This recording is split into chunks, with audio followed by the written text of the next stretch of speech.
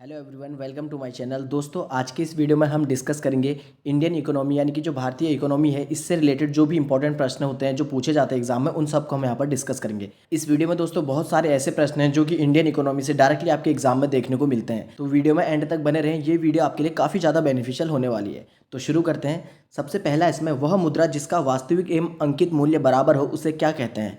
तो वह मुद्रा ऐसी मुद्रा जिसका जो वास्तविक और जो अंकित मूल्य है वो बराबर हो, ऐसी मुद्रा को हम कहते हैं प्रमाणिक मुद्रा या स्टैंडर्ड मनी। ठीक है, तो इंपॉर्टेंट है, इस टाइप से आपसे प्रश्न एग्जाम में पूछे जा सकते हैं।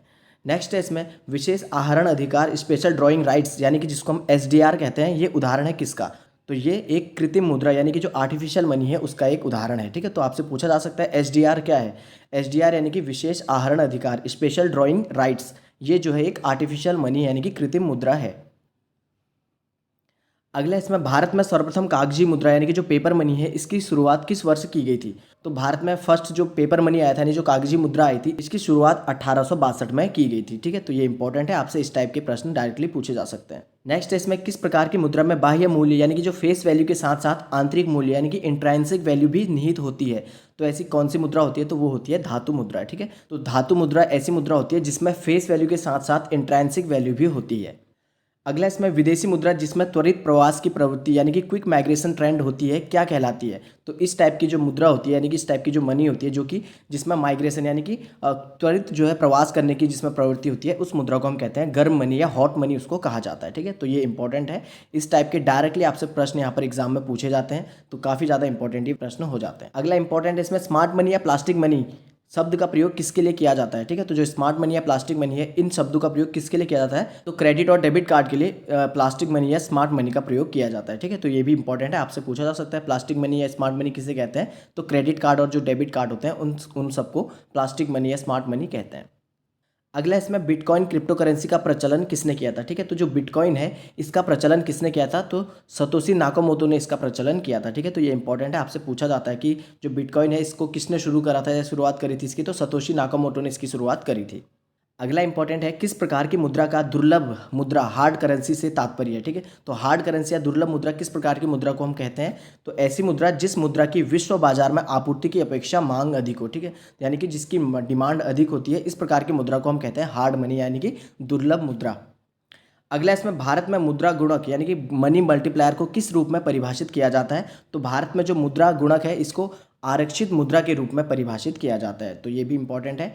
भारत में मुद्रा गुणक यानी मनी जो मल्टीप्लायर है इसको आरक्षित मुद्रा के रूप में परिभाषित किया गया है।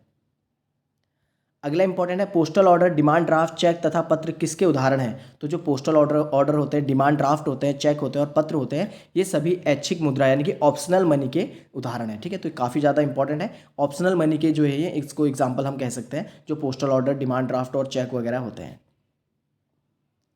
अगला है, भारत में सिक्कों की ढलाई किन स्थानों पर होती है? ठीक है, यानी जो सिक्के बनाए जाते हैं भारत में वो कहाँ कहाँ पर बनाए जाते हैं? तो मुंबई, कोलकाता, हैदराबाद और नोएडा, इन 4 जगहों में सिक्के बनाए जाते हैं भारत में। अगला इंपॉर्टेंट है, 1 रुपये का नोट वित्त मंत्रालय द्वारा जारी किया जाता है जिस पर वित्त सचिव के हस्ताक्षर होते हैं, जबकि अन्य करेंसी आरबीआई द्वारा जारी की जाती है जिन पर रिजर्व बैंक ऑफ गवर्नर के हस्ताक्षर होते हैं। ठीक है, तो काफ़ी इंपॉर्टेंट है दोस्तों, कई बार एग्जाम में पूछा जाता है। 1 रुपये का जो नोट होता है उस पर केवल वित्त मंत्रालय द्वारा उसको जारी किया जाता है और उसी पर वित्त सचिव के हस्ताक्षर होते हैं। उसके अलावा 1 रुपये के अलावा जितने भी नोट होते हैं, जितनी भी करेंसी होती है, उन सब पर आरबीआई द्वारा जारी किया जाता है और उस पर आरबीआई के गवर्नर के हस्ताक्षर होते हैं। ठीक है, नेक्स्ट इसमें, मुद्रा के स्टैटिक और गत्यात्मक यानी कि डायनेमिक कार्यों का विभाजन किसने किया था? तो ये किया था पॉल एजिंग ने। ठीक है, तो मुद्रा का जो स्टैटिक और डायनेमिक कार्यों का विभाजन है वो पॉल एजिंग ने किया था। अगला इंपॉर्टेंट है दोस्तों, भारत में मुद्रा एवं साख का नियंत्रण किसके द्वारा किया जाता है? ठीक है, तो ये किया जाता है आरबीआई के द्वारा यानी कि भारतीय रिजर्व बैंक के द्वारा भारत में मुद्रा और जो साख है उसका नियंत्रण किया जाता है। तो आपसे ये प्रश्न एग्जाम में पूछा जा सकता है कि भारत में मुद्रा और साख का नियंत्रण किसके द्वारा किया जाता है? वित्त मंत्रालय द्वारा, वित्त सचिव द्वारा या आरबीआई द्वारा? तो आरबीआई द्वारा इसका नियंत्रण किया जाता है। ऐसा संस्थान जो किसी देश के वित्तीय व्यवहार में भागीदार होता है बैंक कहलाता है। ठीक है, तो बैंक किसे कहते हैं? तो बैंक की अगर डेफिनेशन देखें तो ऐसे संस्थान जो देश के वित्तीय व्यवहार यानी कि जो फाइनेंशियल या जो इकोनॉमिक जो एक्टिविटी है उसमें भागीदार होता है उसको हम बैंक कहते हैं, और बैंकों के इसी तरह के संस्थान की व्यावसायिक गतिविधियों को बैंकिंग कहते हैं। अगला है, सर्वप्रथम आधुनिक बैंकिंग का विकास किस देश में हुआ था? तो ये भी इंपॉर्टेंट है, जो मॉडर्न बैंकिंग है इसका विकास सबसे पहले कहाँ हुआ था? तो नीदरलैंड में इसका विकास देखने को मिलता है।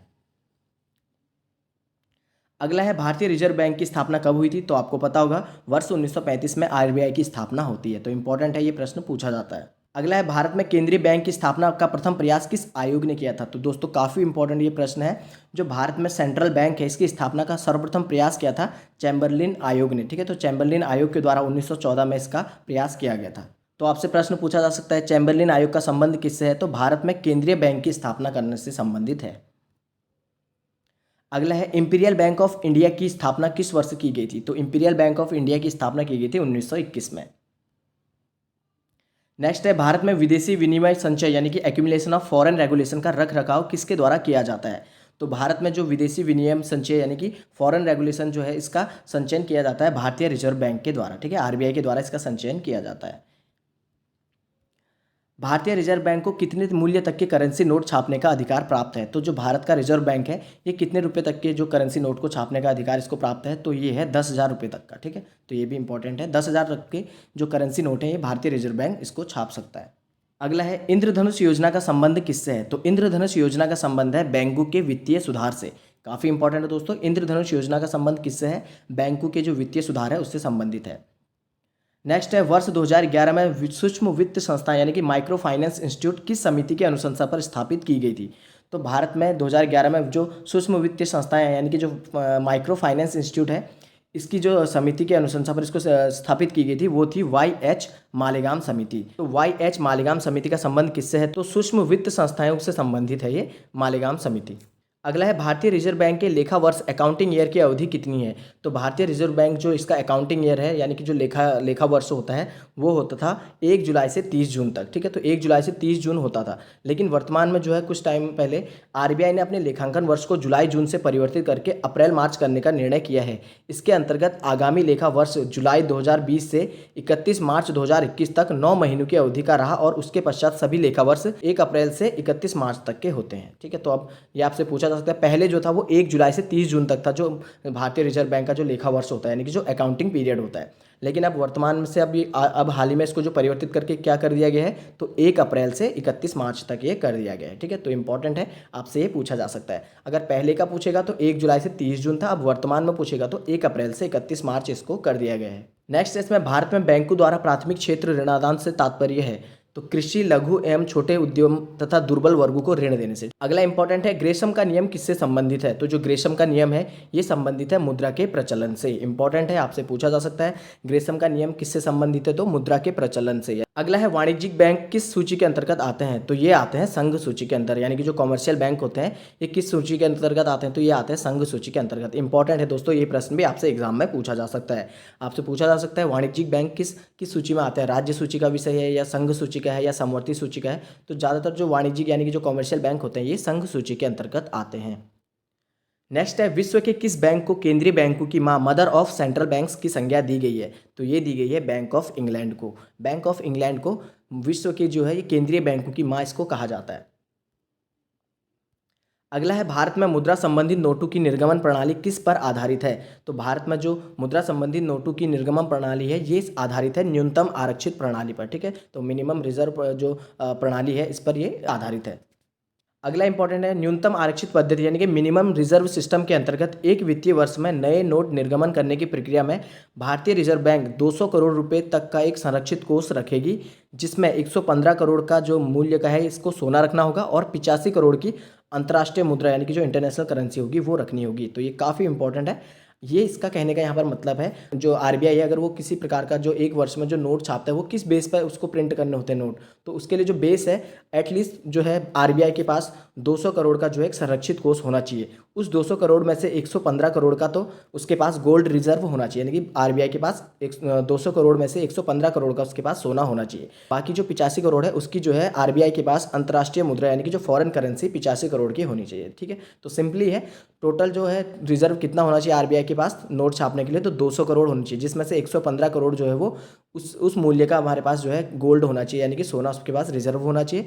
बाकी 85 करोड़ की जो है फॉरेन करेंसी यानी कि इंटरनेशनल करेंसी आरबीआई के पास होनी चाहिए। ठीक है, तो ये इंपॉर्टेंट है, इस टाइप से प्रश्न आपसे पूछे जा सकते हैं। अगला है भारत में ट्रेजरी बिल किसके द्वारा बेचे जाते हैं? ठीक है, तो जो ट्रेजरी बिल होते हैं ये बेचे जाते हैं आरबीआई के द्वारा, भारतीय रिजर्व बैंक के द्वारा। इंपॉर्टेंट है, ये प्रश्न आपसे एग्जाम में पूछा जाता है।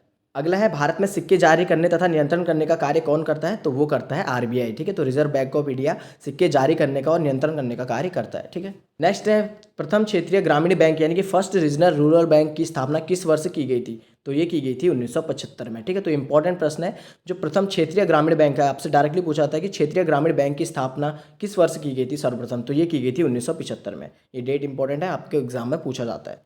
नेक्स्ट है वाणिज्यिक पत्र यानी कि कॉमर्शियल पेपर किसके लिए साख का स्रोत है, तो ये है निगम के उद्योग के लिए। ठीक है, तो कॉर्पोरेशन जो उद्योग होता है उसके लिए जो वाणिज्यिक पत्र होता है यानी कि कॉमर्शियल पेपर होता है, इसके लिए साख का एक स्रोत है।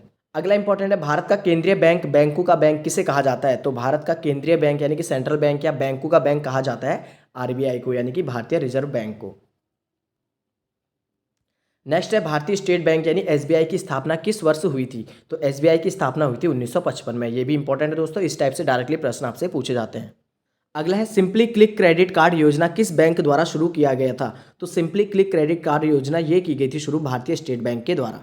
नेक्स्ट इसमें भारत में प्रथम महिला बैंक की स्थापना कब और कहाँ की गई थी, तो नवंबर 2013 में मुंबई में की गई थी पहली महिला बैंक भारत में। ठीक है, नेक्स्ट है भारत के किस बैंक ने चीन में सबसे पहले अपनी शाखा स्थापित करी थी, तो भारतीय स्टेट बैंक ने यानी कि एसबीआई ने चाइना में सबसे पहले अपनी शाखा को स्थापित की थी।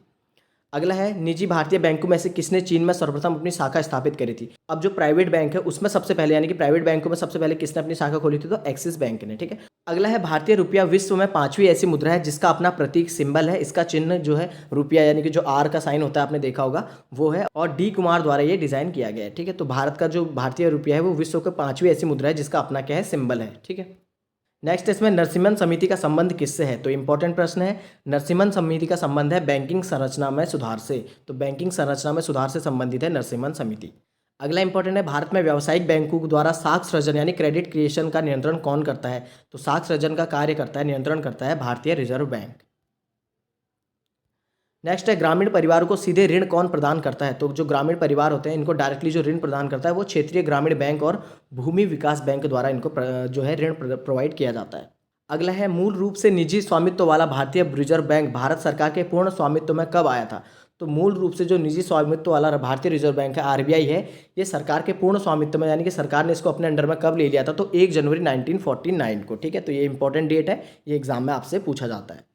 भारतीय रिजर्व बैंक का मुख्यालय यानी हेडक्वार्टर कहाँ स्थित है, तो मुंबई में है स्थित आरबीआई का हेडक्वार्टर।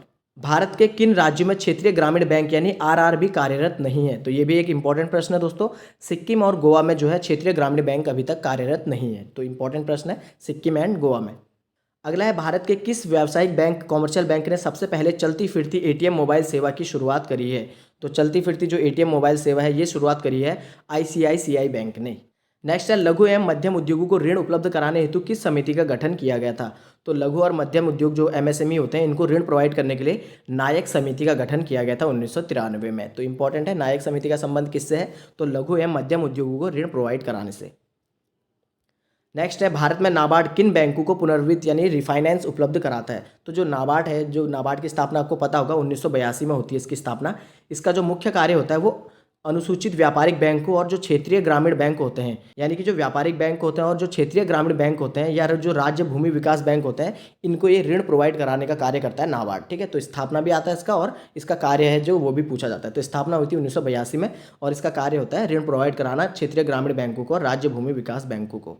अगला है नाबार्ड का मुख्यालय कहाँ स्थित है, तो नाबार्ड का मुख्यालय है मुंबई में। नेक्स्ट है बैंकों की पूंजी पर्याप्तता कैपिटल एडिक्वेसी के मापन के लिए किस अंतर्राष्ट्रीय मानक का प्रयोग किया जाता है। पूंजी जो पर्याप्तता है यानी कि कैपिटल एडिक्वेसी को जो मापने के लिए किस मानक का प्रयोग किया जाता है, तो बेसल जो नॉर्म्स होते हैं यानी कि बेसल मानक का प्रयोग किया जाता है पूंजी पर्याप्तता को मापने के लिए। तो इंपॉर्टेंट है, इस टाइप से प्रश्न आपसे पूछे जा सकते हैं। नेक्स्ट है वर्ष 1995-96 में स्थापित ग्रामीण अवस्थापना विकास कोष यानी कि रूरल इंफ्रास्ट्रक्चर डेवलपमेंट फंड का लेखा जोखा कौन करता है, तो ये करता है राष्ट्रीय कृषि एवं ग्रामीण विकास बैंक। अगला है भारतीय रिजर्व बैंक के कौन से पूर्व गवर्नर भारत के प्रधानमंत्री भी बने हैं, तो जैसे कि आप सभी को पता होगा डॉक्टर मनमोहन सिंह ये ऐसे एकमात्र प्रधानमंत्री हैं जो कि पहले आरबीआई के गवर्नर भी रह चुके हैं।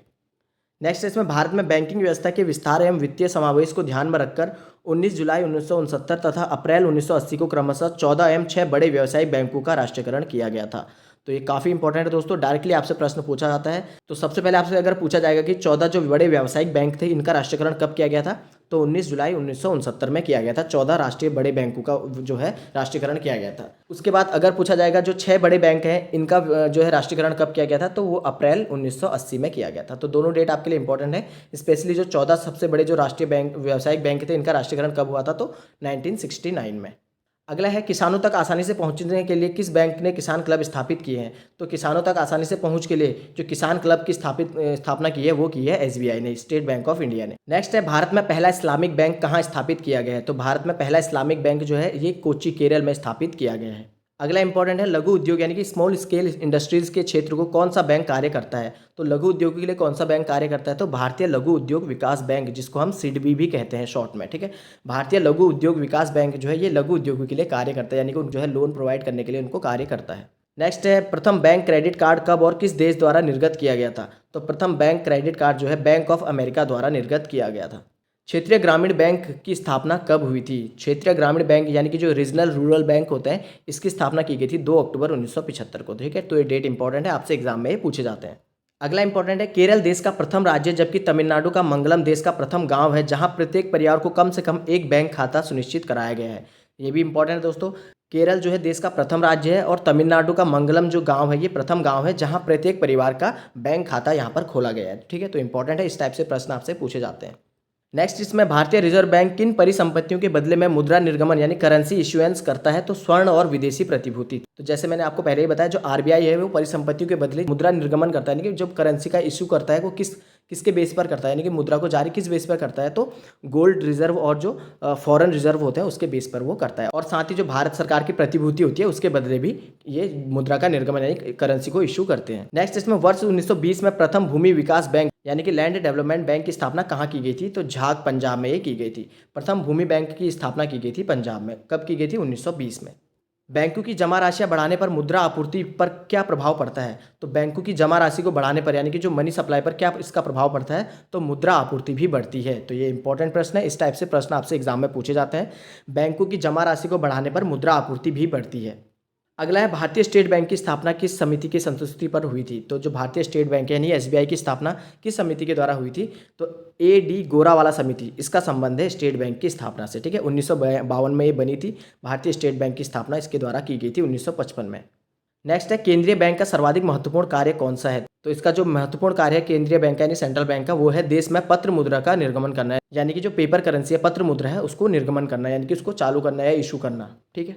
तो ये थे दोस्तों इकोनॉमी से पूछे जाने वाले कुछ महत्वपूर्ण प्रश्न जो कि आपके एग्जाम में पूछे जाते हैं।